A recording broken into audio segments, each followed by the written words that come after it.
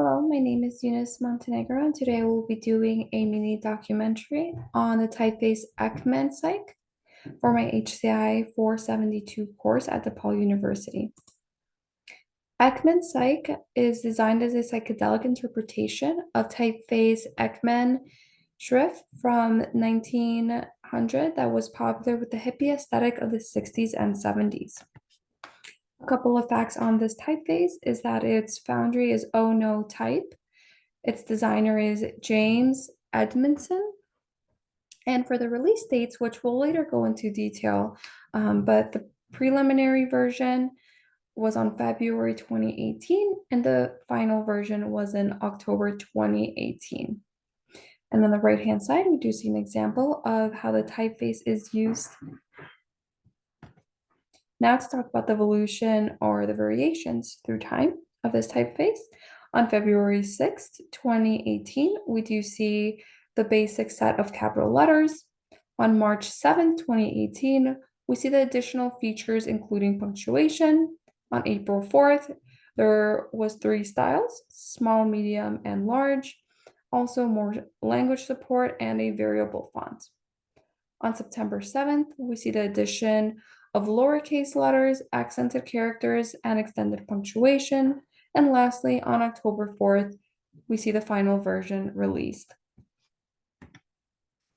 Now to talk about where we can find it. This font can be purchased on Oh No Type, which on the right-hand side, we see a breakdown of the cost. The font is also available on Future Fonts for purchase and on Adobe Fonts. Now to talk about the history. So Eckmannpsych was inspired by Eckmann shrift typeface by Otto Eckmann. Eckmann was a trained painter and later in his life focused on applied design. His work remains one of the most original and enduring art contributions in type design history. His original vision of art was influenced by humanity and nature.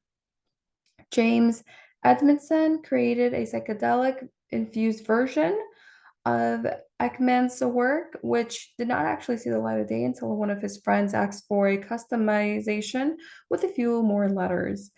And later then in 2018, Future Fonts, which is a platform for designers to sell in progress typefaces, was born, to which Eckmannpsych was one of the first fonts on the platform.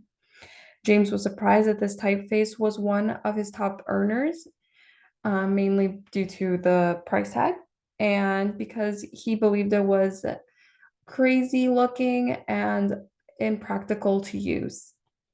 With time and the help of social media, people discovered this typeface and started to use the font for real work, which tended to be more on the psychedelic side.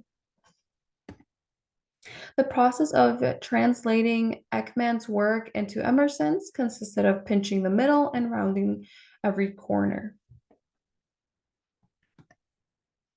Now, as mentioned earlier, there was 3 sizes. On the left here, we see the large, medium, and small sizes for the lowercase letters.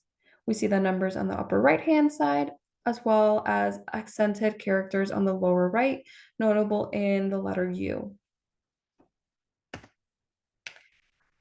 When we get to compare this typeface to others, there are many similar ones out there, not all quite the same, but here I have 4 examples of similar fonts. The usage of this font is mainly in printed items such as that of clothing and bags. Here we see an example of it being used for t-shirts, a sweater, and a bag.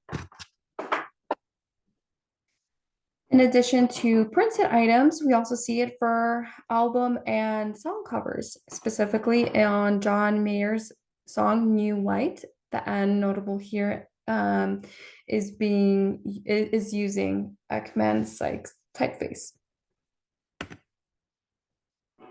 For font pairings, a good pairing that is commonly seen is that of GT America.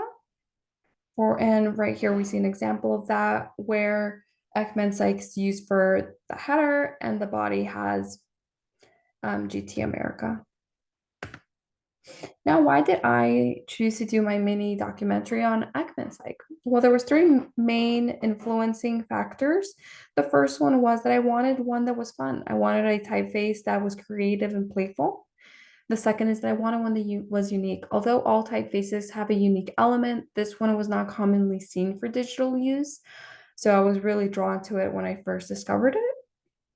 And the third one, I wanted one that was historical, one that allowed me to learn about the font history, how it evolved over time, and how it was inspired by older fonts to create a modern one, such as this one in 2018.